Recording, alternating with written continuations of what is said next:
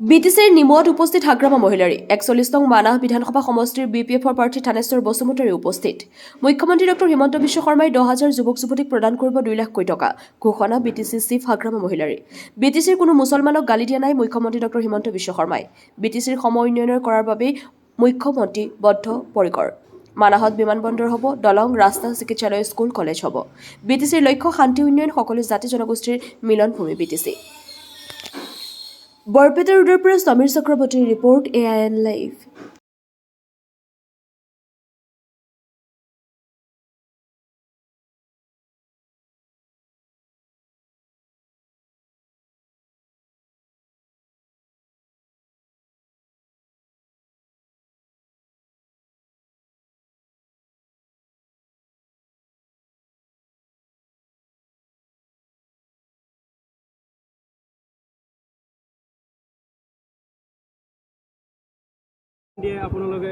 বিটিচিত কি হ'ব?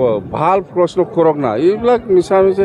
বিটিচিত কি হ'ব? বিটিচি ভাল, বিটিচি ভাল। ১৫টা সমষ্টিত ১৫টাই আমি দিম। বিজেপি দলৰ পৰা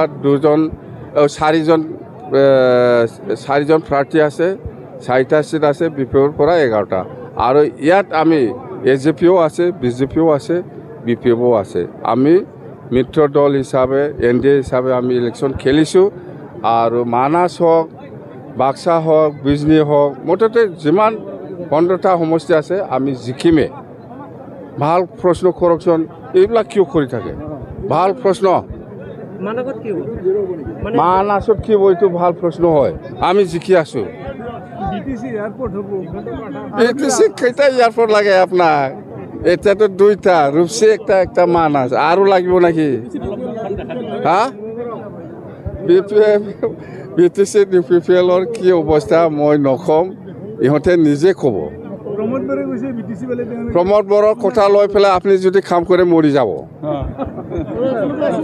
জয়যাত্ৰা মই আপোনালোকক আগতে কৈছিলোঁ যে BPFৰ জয়যাত্ৰা অপূৰ্ণ আছে। BPFৰ জয়যাত্ৰা ৫ মাহ ৬ মাহ আগতেও আমাক ৰাইজে বিপুলভাৱে ভোট দি পেলাই আমাক ২৮টা চিট দিছিলে। আজিৰ দিনত আমাৰ লগত ২৯টা চিট আছে। তাৰোপৰি সকলো জাতি জনগোষ্ঠীৰ মানুহৰ আমাৰ বিটিচিৰ চিফ মাননীয় হাগ্ৰামা মহিলাৰী ছাৰৰ প্ৰতি আস্থা আছে, বিশ্বাস আছে। মই প্ৰতিনিধি হিচাপে মোৰ এটা গুৰু দায়িত্ব আছে। হালবাৰী সমষ্টিত দিগন্ত গয়াৰী আৰু মথনগুৰি সমষ্টিত মই বেগম আখতাৰা আহমেদ, আমি দুজনে এনেকুৱাকৈ ৰাইজৰ দায়িত্ব লৈছোঁ যে আমাৰ MLA জনক আপোনালোকে বিপুল ভোটত জয়ী কৰাই পঠিয়াই দিয়াৰ পিছত মাত্ৰ দিছপুৰৰ পৰা সময়মতে আমাক টকা মোকলাই দিব। কামৰ দায়িত্ব আমাৰ। ডেফিনেটলি কৰিম আমি।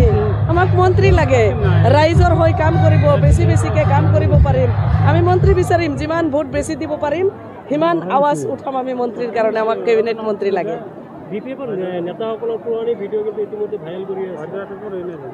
ৰাজনীতিত কোনো জাগা স্থায়ীও নহয়, অস্থায়ীও নহয়।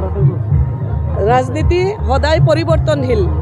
আজি কোনোবাই ইয়াত আছে, কালি কোনোবাই আকৌ কাম কৰিবৰ কাৰণে সকলো মানুহ ওলাই আহে। এটা জেগাত সদায় স্থায়ীভাৱে নাথাকে। য'ত নিজৰ কাম তেওঁ ইচ্ছামতে কৰিব পাৰিব তেওঁ তত যায়।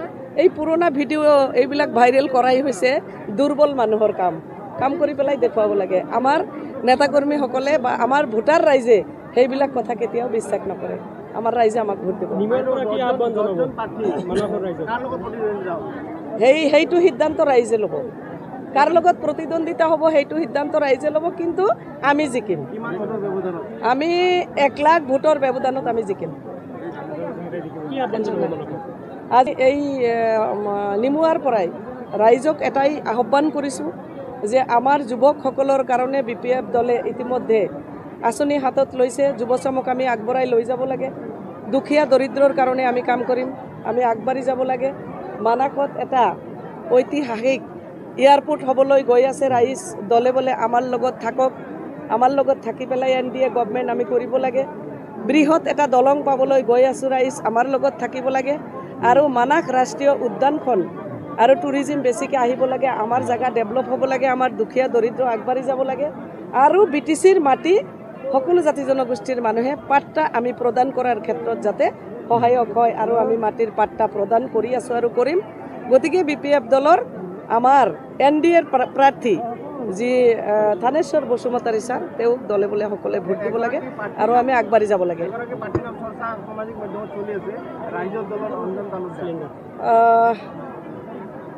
সামাজিক মাধ্যমৰ চৰ্চাৰে কেতিয়াও সমাজৰ কাম নহয় আমি সামাজিক মাধ্যমৰ চৰ্চিত আচলতে লিডাৰ নহয় আমি ৰাইজৰ লগত থাকি কাম কৰা লিডাৰ গতিকে সামাজিক মাধ্যমত তেওঁৰ চৰ্চা হৈছে কি আছে না ডিষ্ট্ৰিক্ট কমিটি আছে না তেওঁলোকৰ ব্লক কমিটি আছে না বুথ কমিটি আছে না তেওঁলোকৰ এজন MCLA আছে BTCত এইটো BTC এলেকা এইটো আমাৰ 6 শিডিউল এৰিয়া সকলো জাতি জনগোষ্ঠীৰ মানুহৰ কাম কৰিব বিচাৰিলে আমাৰ BTC চিফ মাননীয় হাগ্ৰামা মহিলাৰী ছাৰৰ মৰেল ছাপোৰ্ট প্ৰয়োজন আছে যিকোনো খবৰ আৰু বিজ্ঞাপনৰ বাবে যোগাযোগ কৰক 7896121996